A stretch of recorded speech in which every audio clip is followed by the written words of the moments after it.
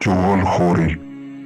حضرت موسیٰ علیہ السلام کے دور میں بنی اسرائیل میں خشک سالی و قحط نمودار ہوا۔ حضرت موسیٰ علیہ السلام نے کئی بار شہر سے باہر تشریف لا کر بارش کی دعا کی، لیکن کوئی اثر نہ ہوا۔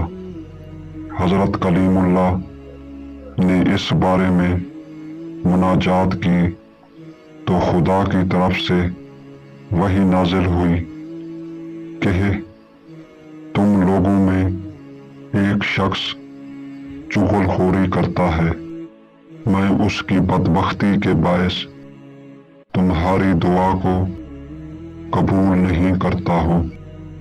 اس مضمون سے معلوم ہوا کہ ایسی صفت والا شخص کس قدر رحمت الہی سے دور ہے۔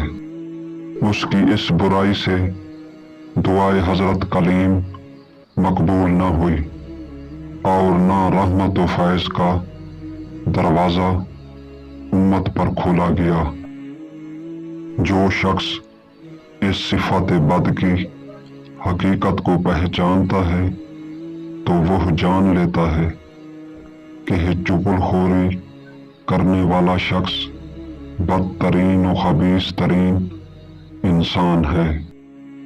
ایسے شخص میں یہ تمام بری صفات جمع ہو جاتی ہیں: جھوٹ، غیبت و چغل خوری، مکر و فریب، امانت میں خیانت، کینہ و دشمنی، حسد، نفاق، فتنہ و فساد۔